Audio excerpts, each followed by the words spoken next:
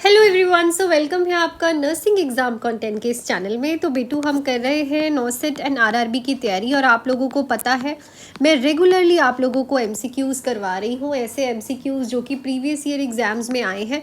तो आज हम करेंगे 98 एमसीक्यूज़, 97 एमसीक्यूज़ कर चुके हैं। ये मैंने आपको लास्ट टाइम पूछा था, तो पहले हम ये डिस्कस करते हैं, देन नए क्वेश्चन पे चलेंगे।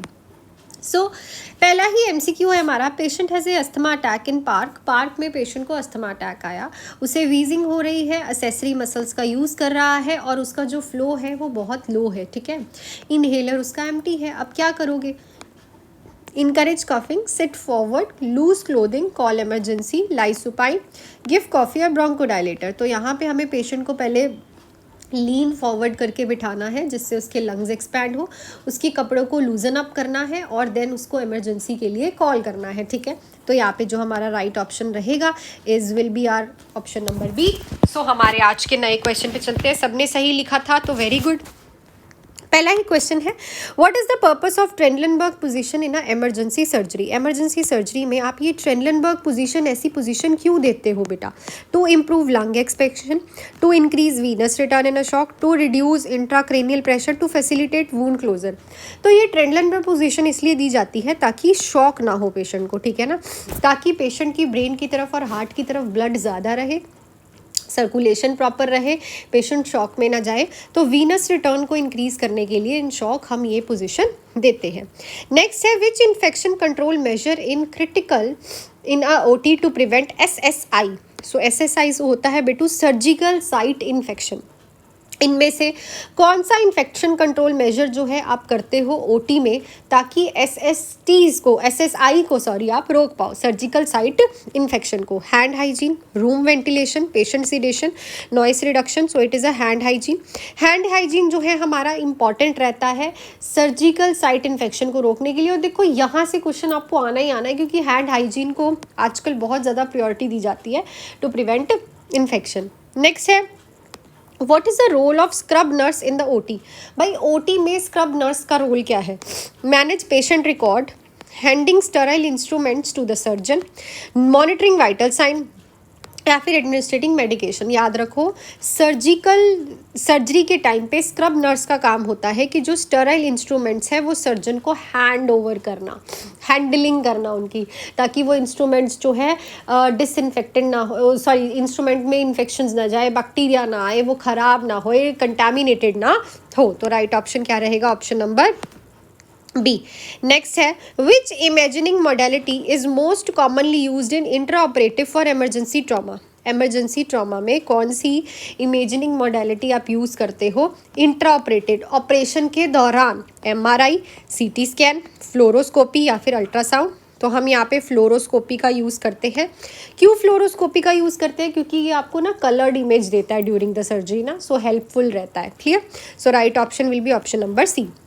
नेक्स्ट क्वेश्चन पे चलते हैं। उससे पहले रक्षाबंधन के ऑफर्स लग चुके हैं हमारे मंजिल बैच और नॉसेट 11 के क्रैश कोर्स में। नॉसेट 11 का क्रैश कोर्स ओनली 599 में बेटा आप ज्वाइन कर सकते हो, जिसमें आपको full theory MCQs test series available हो जाएंगी। मंजिल बैच जो है 4 मंथ्स का 2399 और 6 मंथ्स का 3399 का आप लोगों का जो है हो चुका है। ये ऑफ़र स्पेशली रक्षाबंधन के लिए है। आप प्ले स्टोर से nursing exam content Mohali app download कर सकते हो, ऐप को डाउनलोड कर सकते हो, या तो मुझे इस नंबर पे कॉल मैसेज करके आज ही ये बैचेस को ज्वाइन कर सकते हो। स्पेशली फॉर रक्षाबंधन बहुत ही अच्छे ऑफर्स हैं, चाहे फिर नॉसेट 11 का क्रैश कोर्स हो, चाहे हमारा मंजिल बैच हो। बहुत अच्छी प्रिपरेशन चल रही है और बहुत ही अच्छा कंटेंट मिलेगा। एमसीक्यूज़ भी मिल रहे हैं आपको, टेस्ट सीरीज़ भी अवेलेबल है, थ्योरी भी अवेलेबल है, क्लासेस लाइव होती हैं, रिकॉर्डिंग भी मिलती है। तो फटाफट से जुड़ जाइए। नेक्स्ट क्वेश्चन पे चलते हैं बेटा। What is a common cause of post operative fever in ICU. ICU patient में पोस्ट ऑपरेटिव फीवर का कॉज क्या है? Allergic reaction to sutures, atelectasis, hypocalcemia, glycemia या फिर dehydration. So it is a atelectasis. Lungs collapse होने की वजह से आपको जो मोस्ट कॉमन फीवर देखने को मिलता है आईसीयू वाले पेशेंट्स में, तो स्टार्टिंग में अगर आपको फीवर देखने को मिल रहा है तो ये याद रखो कि this can be a reason, atelectasis, lungs collapse. Next है, which medication is commonly use for rapid sequence intubation in the OT। तो रैपिड सीक्वेंस इंटूबेशन करने जा रहे OT में कौन सी मेडिकेशन कॉमनली यूज़ की जाती है? तो प्रोपोफोल, सबको पता है प्रोपोफोल यूज़ की जाती है, it is a like of sedatives. Morphine तो आप पेन के लिए देते हो, इंसुलिन ग्लूकोज के लिए, एंटीबायोटिक इन्फेक्शन के लिए, तो it is a propofol. Next है, what is the primary goal of post operative care in ICU? Post operative care का प्राइमरी गोल क्या है ICU में?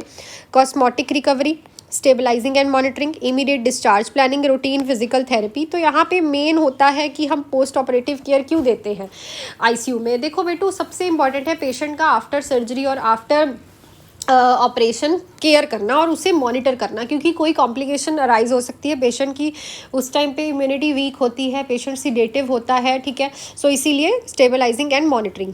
नेक्स्ट है, which type of suture is preferred for closing deep tissue in emergency surgery? Emergency surgery में deep tissue को close करने के लिए कौन सा टिश्यू जो है प्रेफर है? नॉन एब्जॉर्बेबल, एब्जॉर्बेबल, सिल्क या फिर नायलॉन। तो विकराल जिसे आप बोलते भी हो, और एब्जॉर्बेबल सूचर्स हम यूज़ करते हैं सर्जरीज में, डीप टिश्यू एब्जॉर्बेबल सूचर्स के साथ ही हम प्रेफर करते हैं। नेक्स्ट है, what is the purpose of intra operative blood salvage in OT? तो जो आप ये ब्लड को इकट्ठा करते हो और OT में, इसका क्या पर्पस है during operation? to reduce anesthesia use, to recycle the patient blood, to monitor blood pressure, to prevent infection। तो यहाँ पे emergency situation में कहीं पेशेंट का अगर ब्लड कम हो जाता है तो आप उसे रीयूज़ और रिसाइकिल कर सकते हो उसी पेशेंट को ट्रांसफ्यूज़ करने के लिए, इसीलिए आप ब्लड स्लैवेज करते हो इन द OT।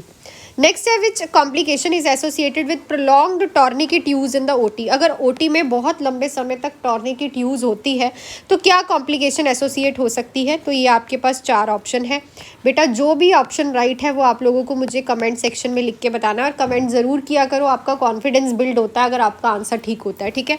तो आई थिंक सारे क्वेश्चंस आज भी क्लियर हो गए होंगे। नेक्स्ट क्वेश्चन करेंगे हम कल। टिल देन आप ये रक्षाबंधन ऑफर्स में हमारे साथ जुड़ सकते हो। Nursing exam content Mohali app download कर सकते हो, इस नंबर पे कॉल मैसेज कर सकते हो। नॉर्सेट 11 के क्रैश कोर्स में आपको सब कुछ अवेलेबल हो जाएगा रिकॉर्डेड 599 में, और मंजिल बैच जो है नॉर्सेट 12 और RRB की प्रिपरेशन के लिए बेस्ट चल रहा है हमारा 4 मंथ्स का बैच, तो बेस्ट जिसको कहते हैं ना द बेस्ट, ठीक है। 2399 में ज्वाइन कर सकते हो। सो मिलती हूँ आपको नेक्स्ट क्लास में। Till then do hard work, make your parents proud and all the best.